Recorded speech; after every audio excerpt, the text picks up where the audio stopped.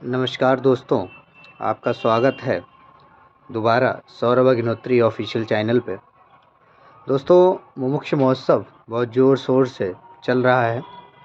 आज मुमुक्ष महोत्सव का द्वितीय दिवस है और इस द्वितीय दिवस पे माननीय अधिष्ठाता स्वामी चिन्मयानंद सरस्वती जी की अध्यक्षता में ये कार्यक्रम चल रहा है। श्री विजय कौशल जी महाराज आज श्री राम कथा में उन्होंने जो वृत्तांत सुनाया वो वृत्तांत है श्री राम वनवास का। ये वृत्तांत उस समय का है जब राजा दशरथ ने विचार किया था कि वो अब अपनी सत्ता जो है अपने पुरुष को सौंप कर और कहीं तीर्थ स्थान पर चले जाएंगे।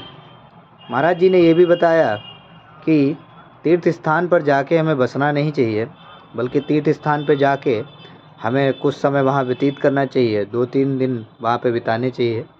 उसके बाद वहाँ पे घूमने के बाद फलाहार रहना चाहिए, व्रत रखना चाहिए। वहाँ के सभी स्थानों का दर्शन करने के बाद अपने घर पे वापस आना चाहिए। देखिए, एक चीज़ हमें समझनी पड़ेगी, वो ये है कि तीर्थ स्थान एक वो स्थान है जहाँ पे हमें जाना चाहिए। देखिए, वहाँ पे जो रुकते हैं वो पुरोहित होते हैं, और पुरोहित का मतलब वो है जो संत समाज के लोग हैं, वही तीर्थ स्थान पे रुक सकते हैं। महाराज जी ने ये भी बताया कि हमें अपना घर तीर्थ बनाना चाहिए।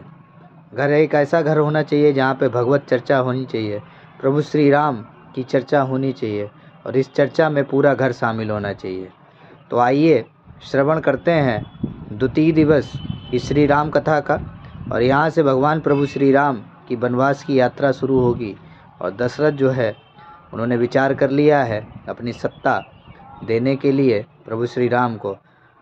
ये सब प्रभु की माया है कि उन्होंने विचार तो कर लिया है, लेकिन उसमें इन्हें 14 वर्ष लग जाएंगे। ये मेरा आज दूसरा ब्लॉग है, तो आप जुड़े रहिए सौरभ अग्निहोत्री ऑफिशियल चैनल के साथ, और ज़्यादा से ज़्यादा वीडियो को आखिरी तक देखिए ताकि प्रभु श्री राम चर्चा आप सुन सकें। और अंत में देखने के बाद चैनल को ज़रूर सब्सक्राइब करिए। Thank you so much. चलो, भोग से भगवान की भक्ति की ओर चलो, परमार्थ की ओर चलो, बाहर की ओर चलो, सेवा की ओर चलो, शुभ की ओर चलो। एक कान के पास दशरथ जी ने तो मान लिया था, उसी समय तय कर लिया था कि अभी मुकुट गिरेगा, इससे पहले योगी शीश पर इसको धारण कर। लेकिन हम लोग थोड़े जिद्दी हो गए, क्योंकि लोग थोड़े जिद्दी हैं। भगवान बार बार सफेद कराता है, ये हर 8 बजे फिर काली करके बैठ जाता है। अच्छा, मैंने सुना कि महात्मा भी जटाओं को काली करते हैं। एक बहुत बूढ़े महात्मा भी हम थे, इतनी हाँ ललितपुर में थे। संतों का ये बड़ा भारी जमा बड़ा आश्रम था, बहुत बड़ा। तो एक महात्मा बड़े बूढ़े, और उनकी बाल इतने काले कि मैं क्या बताऊं, ये माइक का जो बक्सा है इतना ऐसे काले। पूछना तो चाहता हूँ कि बाबा जी कौन सा तेल लगाते हो, हमें भी बताओ। चड्डर के बारे में बोला, इसका अर्थ कहने की कार्य करते हैं। ये संकेत है, बाहर की ओर चलो, त्याग की ओर चलो, वैराग्य की ओर चलो, प्रकाश की ओर चलो, भजन की ओर चलो, सेवा धर्म की ओर चलो, परोपकार की ओर चलिए। और नहीं गए तो फिर धक्के ही खाएंगे। और एक समय के बाद अंदर से बाहर आ जाए, अंदर से बाहर। पहले नियम थे पुराने समय में, हमारी बाप दादी हमने देखे हैं कि जब घर में बहू आ जाती थी तो वो चारपाई भीतर से चबूतरे पर बाहर की बैठक में ले आते थे। अंदर से बाहर, भोग से भगवान की ओर, भक्ति की ओर, त्याग की ओर, तप की ओर, सत्य की ओर। इसका मतलब मेरे बाहर आ गए तो अखबार ही चाटते रहे। आप कोई भी अखबार उठाकर देखिए, अगर आपको तारीख में बताई जाए तो सब में एक जैसे समाचार होते हैं, अपराध के अलावा सब कुछ होता ही नहीं। अब 7 घंटे की नींद लेने के बाद व्यक्ति फ्रेश होकर उठाए, हाथ पैर धो धा के आकर बैठा, एक कप बढ़िया से चाय पिए, और वो अपराधों की फहरिस्त सामने आ गई। उसने उसको लूटा, उसने उसको मारा, उसने ये किया, उसने ये किया। और जब बिल्कुल जागृति से ही अपराध आंखों में आएंगे। फिर सोने से पहले टीवी में न्यूज देखते तो फिर वहां अपराध देखे हैं, रात को सोओगे तो स्वप्न में भी अपराध आएंगे। फिर कहते हो महाराज शांति नहीं मिलती है। शांति को बाजार से खरीदी जाएगी क्या? शांति आचरण से आती है, शांति शुभ से आती है, सदाचरण से आती है। आंखों के द्वारा पाप अंदर जाता है।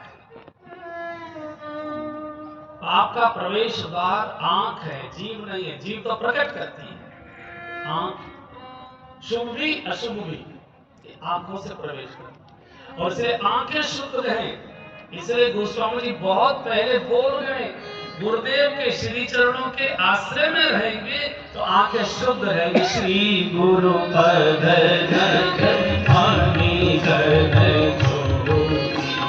श्री गुरु पद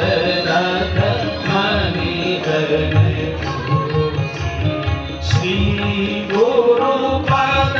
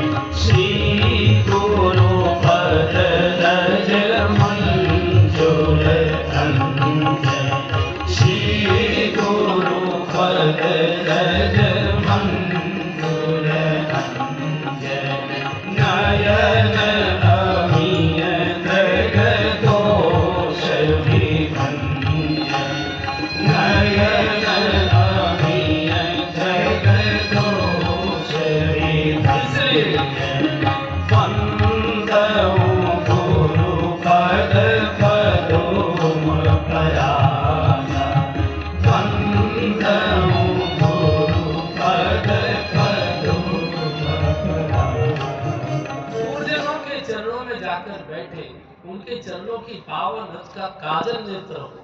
गुरुओं के पास बैठोगे, सैकड़ों दुर्गुण तो अपने आप ग्लानि से बिना कहे चले जाए। दशरथ जी ने उसी समय निर्णय कर लिया, सप्ताह गिरे, इसलिए योग विशेष पर चली जानी चाहिए। आज मैं सिद्धांत को लागू नहीं कर सकता। हर मौसम के जैसे कपड़े अलग प्रकार के होते हैं, जैसे हर मौसम का भोजन अलग प्रकार का होता है, ऐसे हर मौसम के हर युग के नियम अलग प्रकार के होते हैं। कुछ नियम शाश्वत होते हैं और कुछ समय के अनुसार हुआ करते, काल के अनुसार हुआ करते, कुछ काल सुसंगत होते हैं। आज घर परिवार छोड़कर कहीं जाने की आवश्यकता नहीं, जा नहीं सकते।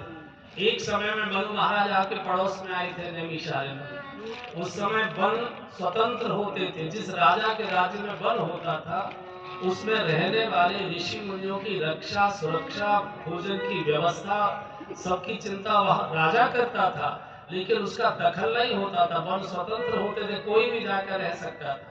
अब आप वनों में नहीं जा सकते, संभव नहीं है। वन विभाग के अधिकारी आपको निकाल कर बाहर कर देंगे, जेल में डाल देंगे, लुटेरे लूट कर ले जाएंगे, सब झंझट होंगे।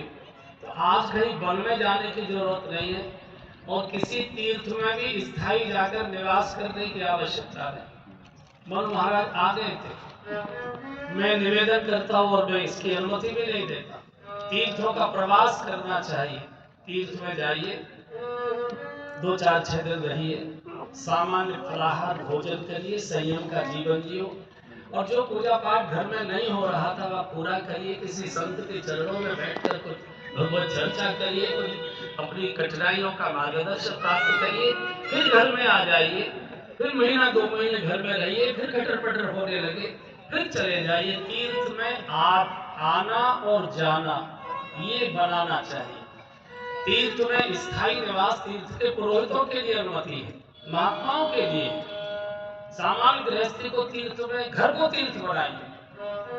घर में अच्छी भगवत चर्चा हो, घर में बूढ़े माता पिता की सेवा हो, उनकी प्रसन्नता के आशीर्वाद हमको मिलते हैं। अन्यथा, और मैं उदाहरण भी देता हूँ कि बिजली घर में बिजली के अधिकारियों के मकान बनाए जाते हैं, जनता के मकान बिजली घर में नहीं बनाए जाते। हाँ, बिजली घर से कनेक्शन लेना पड़ता है ताकि लाइट जलती रहे अपनी, और उसका टैक्स भी जमा करना पड़ता है। जैसे कार है हमारी, सर्विस मांगती है, आप सर्विस स्टेशन ले गए, सर्विस हो गई, चमचमाती गाड़ी दे दी, बाबूजी ओके ले जाओ चलो, फिर 4-6 महीने के बाद खटर खटर खसर खसर करने लगी, फिर वे कहते हैं भाई सर्विस मांग रही है गाड़ी, फिर ले जाइए। सर्विस स्टेशन गाड़ी जाए, सर्विस हो और चले, ये तो समझ में आता है। मैंने ऐसा सुना है कि जो गाड़ियां बहुत लंबे समय तक सर्विस स्टेशन पर खड़ी रहती हैं, तो वहाँ के जो मिस्त्री होते हैं उनके ओरिजिनल पुर्जे तो निकाल देते हैं, नकली पुर्जे फिट कर देते हैं। मैं समझता हूँ मेरी बात समझ में आ गई। तीर्थ में जाएंगे, एक आध दिन तो अच्छा लगेगा, 4-6-10 दिन 15 दिन कहीं रहे, और गुरु स्थान में भी अगर रहे तो भी धीरे धीरे हमको उनके दुर्गुण दिखाई देने लगते। उनकी चर्चा पहले तो गुरु जी बहुत अच्छे थे, बड़ी चिंता करते थे, अब तो नए नए चेले मिल गए, अब तो पुरानों से बातें ही नहीं करते। तो गुरु निंदा से ज्यादा कोई और बड़ा अपराध होता ही नहीं है। और मनुष्य का स्वभाव, प्राणी का स्वभाव है नीचे की ओर गिरना, मनुष्य का स्वभाव है नीचे की ओर का ही चिंतन करना। ऊपर उठाने के लिए पानी को जैसे पंप लगाना पड़ता है, ऐसे मन को ऊपर उठाने के लिए कुछ न कुछ संयम साधना करनी पड़ती है। तो घर तीर्थ बने। गोस्वामी दशरथ जी के माध्यम से कहना चाहते, उस त्रेता में घर छोड़कर जा सकते थे, वन में रहने की सुविधा थी, इस कल काल में संभव नहीं है। बच्चों में रहिए,